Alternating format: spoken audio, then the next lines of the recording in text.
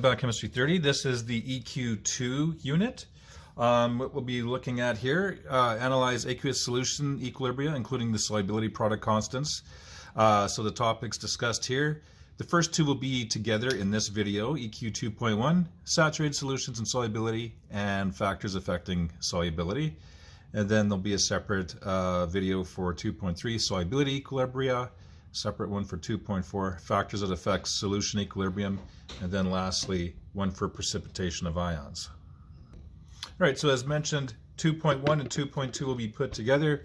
We'll look at the role of equilibrium in the solution process and develop its relationship between the solubility of the solute, describe the relationship between partial pressures of a gas and its solubility, and describe the effect of temperature on the solubility of solids and gases. So first of all, saturated solutions and solubility. As a solute begins to dissolve in a solvent, the concentration of a solute particles, or the concentration of solute particles, increases, meaning that there are more pieces being dissolved. So what happens is that the chance of the solute particles will collide with the surface of the solid and reattach. This process by which the opposite solution is called crystallization. Now my picture here isn't as clear as yours, so I'm going to show this one.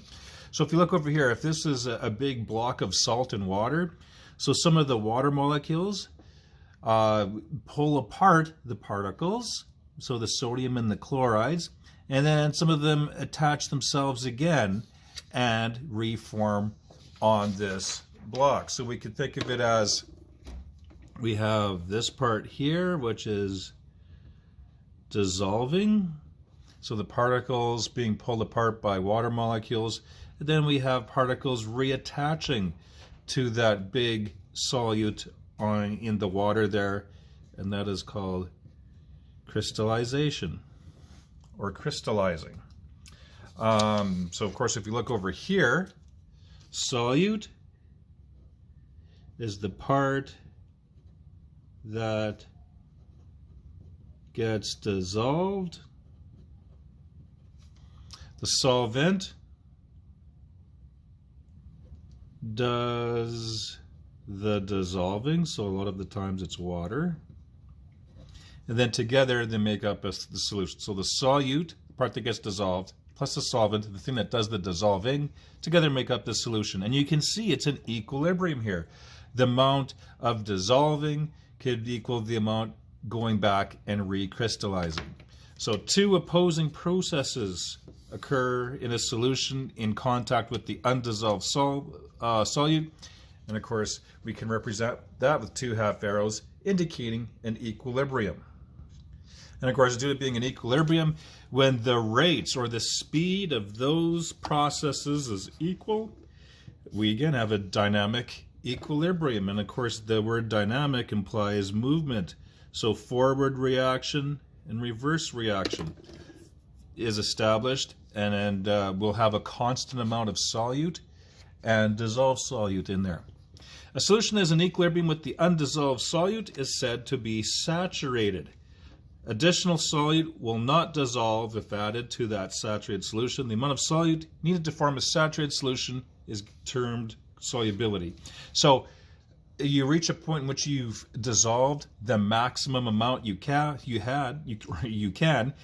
That maximum amount that you can dissolve in a particular amount of water at a particular temperature is called solubility. So the maximum amount that you can dissolve in a particular amount of solvent at a specific temperature is referred to as solubility, so how much you can dissolve. For example, the solubility of sodium chloride in water at 0 degrees C is 35.7 grams of sodium chloride for every 100 mils of water. This is the maximum amount that you can dissolve at that temperature in that amount of water. Now, if you have less than the maximum amount, the solution is said to be unsaturated. So think of saturated as being the maximum amount that you can have dissolved. If it's less than that, then it's unsaturated. Therefore, in our sodium chloride example, that can have a maximum of 35.7. If you just happen to dissolve only 10 G's worth in 100 mils of water at 0 degrees C, it would be unsaturated because you can dissolve more. Now, under suitable conditions, it's possible to have more than you should. Those solutions are called supersaturated. And if you look at the video on the blog site right before this one, I have a demo there involving a supersaturated solution. And how that works is like this. So if you have a saturated solution of something, quite often we talk about sodium acetate. So if we have the maximum amount we can, and then if we increase the temperature, now we'll see that you can dissolve more solid most of the time at a higher temperature. So if we increase the temperature to larger than room temperature, so 40 degrees, 50 degrees, 60 degrees, and dissolve a saturated solution there, and then cool it very, very carefully, that solution will remain, that solute will remain dissolved in there, even though it has more than it should. So we say that that solute is going to cause a supersaturated solution. That solution has more than it should due to being heated up and forming a saturated solution.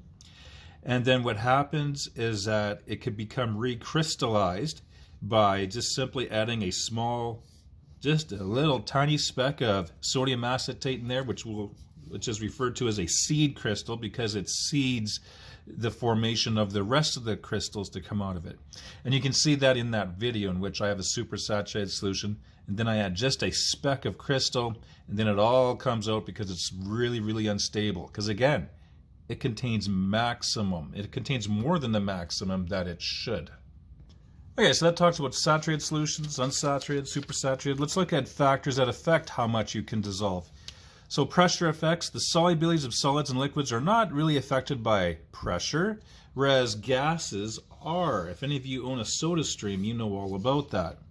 If you increase the pressure, forcing gases to become dissolved, then you'll be able to dissolve more in a liquid. When an equilibrium is established, the rate at which gas molecules enter the solution equals the rate in which they escape. So if you look over here at this diagram, here we have the top of a liquid. This could almost be like a pop bottle in which you have that little gap of air right at the bottle top and the liquid. There's this little air. And so what happens here is there's an equilibrium here. Amount of gas leaving this solution is equal to the amount of gas entering the solution. So the little spheres there represent gas dissolved in a liquid. And if we push this piston down or make this air gap smaller, what we're doing is we're forcing more gases to come into contact with the liquid, and what will happen is that a new equilibrium will reach in which we have more gases dissolved. So for example here we have 3 spheres of gas versus 6 spheres of gas. So if you increase the air pressure above, you're forcing more gases to collide with the liquid, making more become dissolved. So that's what's being explained over here. If we exert greater pressure on the piston and compress the gas above the solution as shown in the middle container, if we reduce the gas volume to half of its original volume, the pressure of the gas is increased to about twice its value. So if we decrease the volume, the amount of space, you're increasing the pressure in which the gases are colliding with the liquid. As a result of this pressure increase, the rate at which gas molecules strike the liquid increases. Thus, the solubility of gas, so solubility, the amount you can dissolve, increases until equilibrium is established again. That is, the solubility increases until the rate at which gas molecules enter the solution equals the amount that escape the solution. Thus, the solubility of a gas increases with the partial pressure above that liquid.